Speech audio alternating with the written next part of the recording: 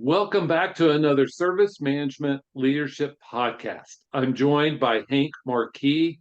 Hank, it's great to have you with us. Jeffrey, really happy to be here. Thanks for Thank having you me. thank you for taking your time to join us for a couple of podcasts. Audience, Hank is a former Gartner analyst, now works as an executive partner at Gartner, but he's representing his personal views, not that at those of Gartner. So I just want to make sure I'm explicit at the beginning. Does that sound okay, Hank? That sounds perfect. That's exactly correct. All right. But Hank, if those of you all that know, he's been really active on LinkedIn the last few months. And so I wanted to reach out and just have a conversation, mainly around the topic of digital experience. Digital experience is one that we may not know by that name, but we all feel digital experience. So, Hank, you're passionate about the topic. Mhm. So, what sparked that passion? Yeah, that's a great question. I mean, so Dex itself, I'll get to there in a second, but basically, I've been in IT since I was a kid. My mom was a systems analyst at IBM, and my dad was a hardware guy, and so I've literally been raised my whole life in and around IT. I went right out of the army, where I was in IT, right into university and so on, and into career. So it's been my whole life, and it's really been fascinating for me to see the shift from mainframes, just a few people doing payroll, to a global economy dependent on it in my lifetime. Pretty amazing. And what really got me intrigued about digital experience is that for the first time, we're actually talking about experience. We're kind of shifting away from the word satisfaction, which we've used forever, and it's really exciting. And that's what drew me back to LinkedIn and wanting to really get involved in, because it's a passion of mine. I think, as you'll see over the podcasts here. I'm sure it'll come through in spades. So, how has digital experience evolved over time? Because nothing's ever static, and we live in a digital world. Every organization is a digital organization. So, how has digital experience evolved over time? So you're right. IT has always been digital information technology. The scope of it has increased dramatically. It started off, basically in finance, and now it's moved forward. And specifically around digital experience, it started as satisfaction, and it started with product satisfaction, and then it began to shift to services, and those are really really different topics. And so since that happened, really starting in the early '80s, it's gone through quite a progression, and I can talk about that more if you like. But the direct Sure. answer is that it's. I'm sorry, I I was just interrupted. saying, sure. I was interrupting you, say that you could talk about it. I'm like, sure. Why don't you talk about Okay, it? all right. Well, I mean, let's start with everyone. Like most people who grew up in IT, even going back 10 years past that, familiar with CSAT, right? Customer satisfaction, and that was sort of the grandfather of all these approaches.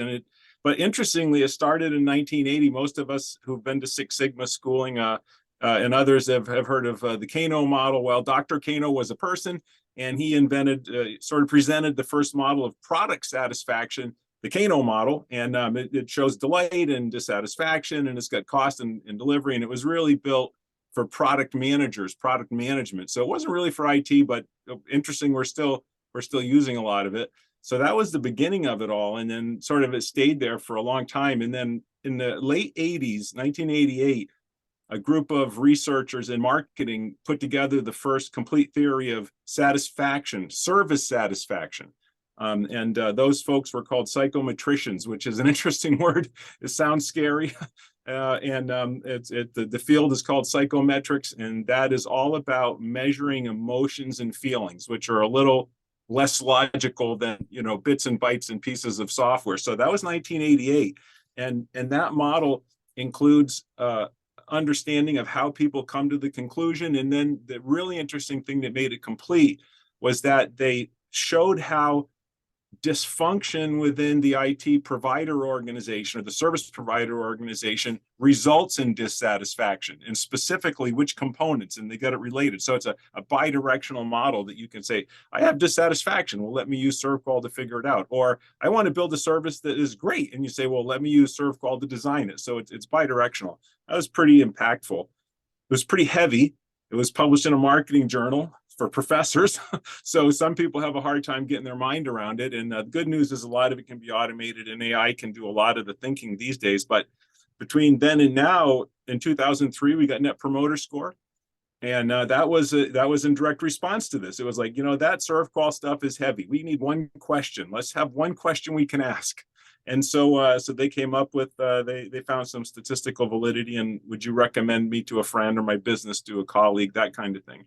Now, what's interesting about NPS is it really does code very well into one of the ServQual 5 factors, one called assurance or loyalty. So it's got legs. It's statistically good. If you ask NPS and someone will recommend it, that means they've been satisfied with the encounters, and they'll recommend the service. It's not diagnostic. It won't tell you why they're not satisfied if they're not, and it's not bi-directional, but it's a good pulse, and that's the way to look at it.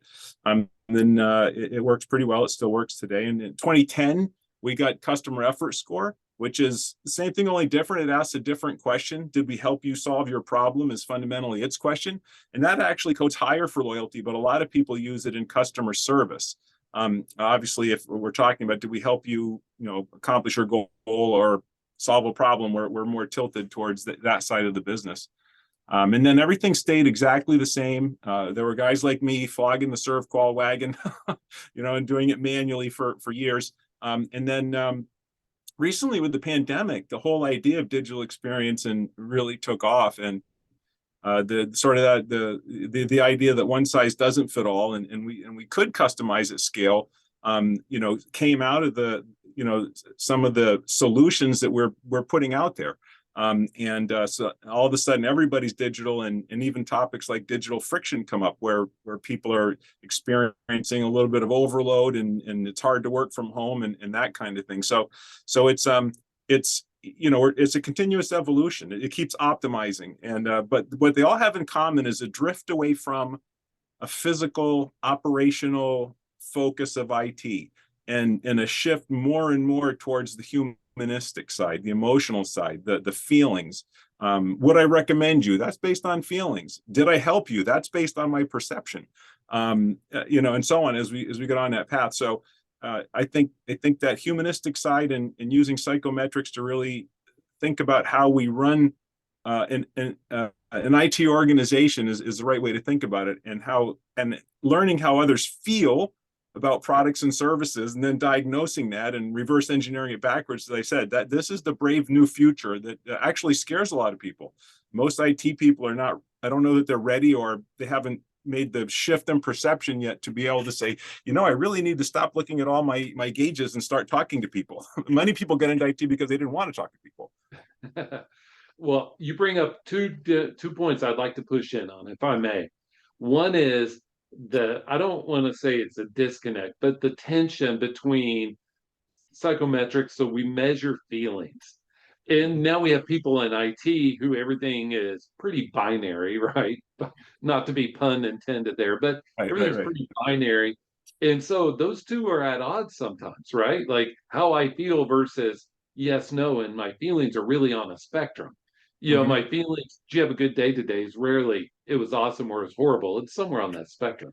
That's the first thing. And the second thing is all of these are, I want to be bold, if I may.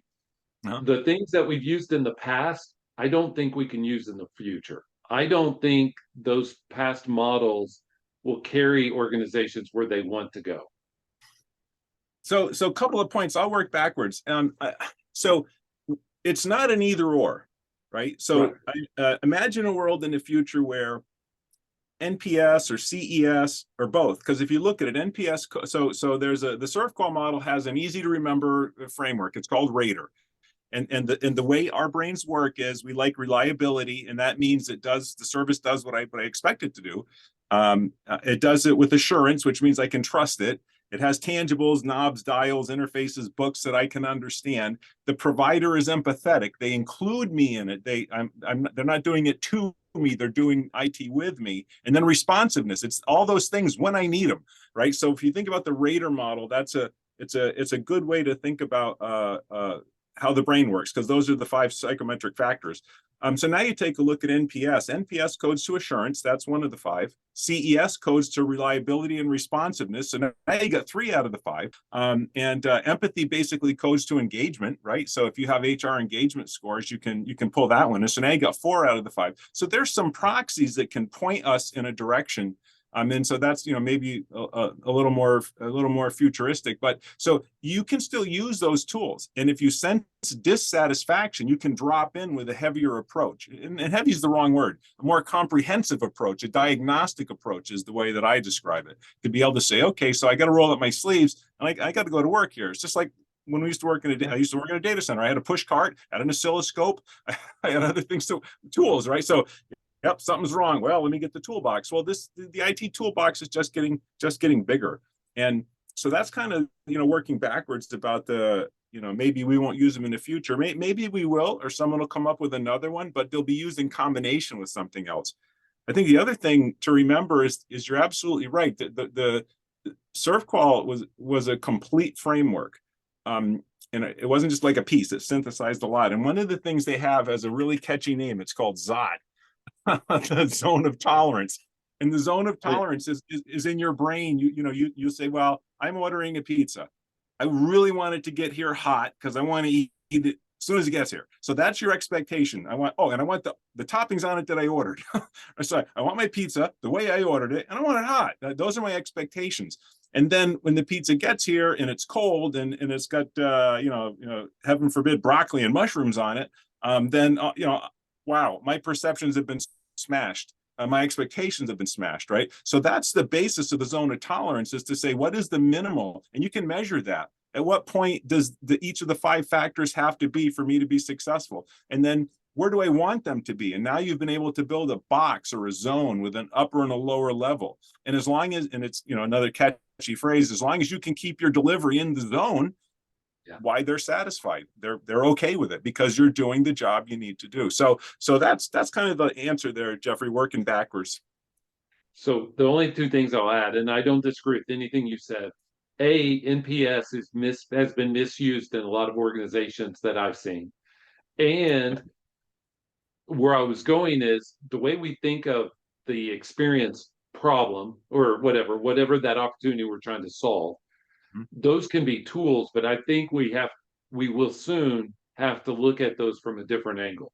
I think that just understanding who our stakeholders are and how they've changed over the years, I think a lot of that dynamic that we in IT just haven't been that aware to, I mean, like we think, oh, that NPS is for the marketing people, and then the marketing people come over and they show us, and we say, well, in New York, a 6 is really good, but over on the West Coast, a 9 is average. And you're trying to synthesize all that, and then you go across countries. And anyway, I meant is we're going to have to see the old problems through new eyes, and whether we can leverage the old tools or not, we're just going to have to see the problem statement differently. You're right, and just in closing on that one, this is where the issue and the opportunity lies with IT leaders, IT folks in general. It's not binary. It's not like, don't like. It's shades of gray, because that's how people are. We're analog machines. The human brain is analog.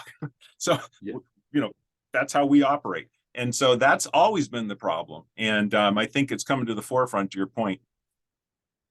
So we've talked about where we've been. Let's talk about where we're going. Where do you see the future of digital experience? We've talked around it, but where do you see the future? So I kind of described the future a little bit. So near term, what I'm seeing at least, is that a recognition of the idea that the operational is insufficient, necessary but insufficient, right? Having a dial that shows me the capacity of the server hard drive or whatever is a storage is necessary.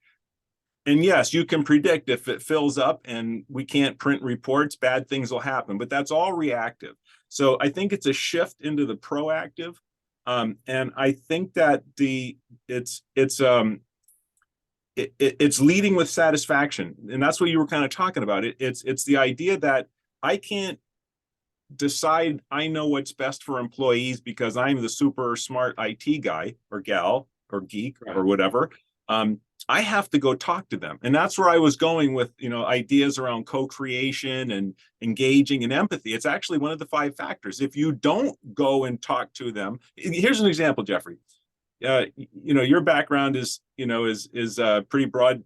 So when is the last time you saw a senior strategy meeting where maybe the CIO or the VP of IT and directors and VPs, when's the last time you saw a frontline worker invited to those meetings to talk about the strategy for a new solution that will make or break that employee's job experience, their kids' college, their new car, their whatever? Never. And even I want to take it a step further. How we in IT talk to finance is different than how we talk to marketing. And so we should talk differently. We should talk to finance in numbers and digits, in marketing and outcomes and whatever. All I meant is it's pushing us to your point, and I'm going to let you finish. I just think it's just that we're in a brave new frontier right now. Yeah, couldn't agree more. I mean, that's what's so fascinating and exciting about this, all the way back to your first question, like, what are you doing here? But this is natural progression away from one size fits all. And we're starting to see co-creation take hold. We're starting to see people shifting or actually doing what they should have done all along with service level agreements, which aren't just, Monday through Friday from 9 to 5, 89.5% or something like that, to a satisfaction level of this. And I'd like to see that go even further. A responsiveness of this, we kind of do that, an assurance level of this, and, so and so many meetings. I mean, putting things in there that cover. The easy way to step back and look at it is the SLAs today are really great operational. Well, they're operational documents. Some are good, and others are useful. What it is it's the inclusion of the humanistic. That's what's changing with everything we're talking about today. We can't just keep doing it. That whole idea of co-creation, involving people, their sentiments, their desires, their needs, their wants. Those are scary terms for some folks. And to your point, right, as you were saying, and it's my belief that that's going to separate the leaders that win from the leaders that don't, is how willingly they incorporate those. And you can see it. You can see organizations that really do engage and co-create, and the value created in terms of market, whatever it is, how they judge their market is phenomenal. So there's good models. Pretty soon, everyone's going to have to do it. Well, I want to take a step further. You got me all excited, Hank. So I apologize to the listeners. So 2 things on the SLAs. Well, we measured the wrong things, and I think there's a lot of reasons why. But a lot of it has to do with the use of third parties, all that sort of things, because we want to put those SLAs to keep them in line, all that kind of junk. But to your point, SLAs and all this other that we're talking about is trying to understand what outcomes our stakeholders want and need, and then working backwards and saying, how do we measure that? And that outcome has a layer of experience with it that has to be included, is what I think you're saying. Yeah, I think you said it really well. Totally agree with that. You start backwards. I mean, it starts with the results, the outcomes that are expected. I mean, that's one of the many definitions of a service, is that there's a result somebody wants to obtain. So they bring somebody in. So but interestingly, so many people in IT don't know what that is. I used to say, we're just normal people. And I used to teach a lot of classes on the topic, and I'd say, when we go to work, there's like a magnetic door or a shield or a field we walk through to get into the data center. All of our humanity stripped away. Common sense is no more. We don't talk to any of them. They're just users. I mean, think of those words. I mean, they have names, they have faces, they have stories, they have desires and wants. And most people in IT don't have a clue what that is. They don't know what those people do. They're in sales. They sell stuff. Yeah, but like, how exactly do they sell stuff? And when's the last one you talked to? So that's the shift. That's what separates the winners from the losers, because that's the only way you get to know what reasons they're there for. What is the purpose of their job or their role, their position, the outcomes, the results they're supposed to deliver. It's not just selling stuff. Right. And take that step further. If we are assigning resources to things that don't matter to our stakeholders, that will soon become technical debt. That's wasteful. And so, in today's finite resource constrained world, we have to be able to align those. Yeah, we do. And that's where the optimization should come from. I hear people talking about what tools can we get rid of. It's like, well, why don't you start with the job to be done and then think about which tools you can optimize to deliver that job.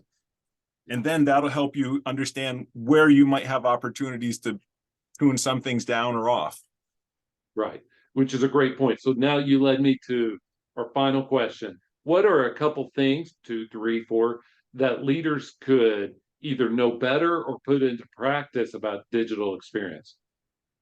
So I think the first one so that's a great question. I think the first one really is understanding that measuring satisfaction during a service encounter using any of the 1 questions or even CSAT, a bunch of questions that aren't psychometrically valid, isn't measuring experience. What you're really doing is measuring technology. Essentially, you're measuring satisfaction with IT, not necessarily their experience and the outcomes they're trying to achieve. So those other tools are just the proxies for satisfaction. They're not measuring experience. So that's the first one. And if you don't mind, I just throw a real quick, case study in there about the difference, because some people really don't get that. So I used to live in a place where we had really severe storms in the winter, and my internet was always going out. Like, internet's going to go out. Poof, there it was. Boy, if you'd have asked me if I liked or was satisfied with my internet provider, I'd have said 100% no. I recommend staying away. Now, but they never asked me that question. Instead, when they sent the repair person out, well, his name was Dan. So I'll just say it is Dan. Thanks, Dan. So Dan would come, he'd go to the pole, he'd do some mysterious things, he'd come inside and he'd check the box and everything. And he wore these little beads to keep the snow and the mud off the floor, which was awesome. Keeps the carpet clean, right? So, right. But they always ask me, you like Dan? Do you like Dan a lot? Would you recommend Dan to a friend? I'm like, absolutely, I would. But I hate you, right? But they never asked me that, right? So there's a difference. So one is experience, quality of experience with my provider, bad. Quality of experience, or shall we say satisfaction, which is a moment in time versus the overall experience. Sure, happy. So you can't look at a pulse. Are you happy? Yeah, I am right now. I just got a raise, right? Or whatever it is. So that's like the first one. I think on a second point, everything we're talking about here, Jeffrey, is under the control of the leaders that are out there listening to this right now. Every single one of them. You can do this. It's your call to do this. And just make satisfaction your North Star. And by that, I mean, I talk about it with folks I work with. Often I talk about a compass, sort of a psychometric compass, which is, what is it you need, Jeffrey? What are you trying to achieve? What are the results you want? Well, I actually have to talk to people. There's different gaps in serve qual, and gap 1 is where the people at the top don't know what's going on at the bottom. So don't be that person. That's the number 1 reason things fail. And it's also a bit of a butterfly effect. If you don't get the strategy right, if you don't understand the job to be done, the results that have to happen for this work group, pod, or whatever, then that cascades through design. Now you've got degrees of variation in design. That goes to transition, where it amplifies. That goes to operations and then delivery. Next thing you know, you've got this mess. And so this is all under your control. It's completely doable. Focus on the jobs to be done, the results, the outcomes, whichever word resonates with you, and work backwards, like you said earlier, Jeffrey. That's probably one of the best things you can do. So that's maybe one other one, just as to reinforce another point you made earlier, is that the people that do the job know how best to do the job or what needs to be done. So don't assume you know because you talk to their boss, who's 4 levels of management above them, what they need to know. So I think that if you put those 3 things together, you've got a pretty good place to start. And I think we're pretty clearly saying, talk to the people that you serve and understand them and engage them and things, and then pick one group and fix something, make it better, and the rest will happen.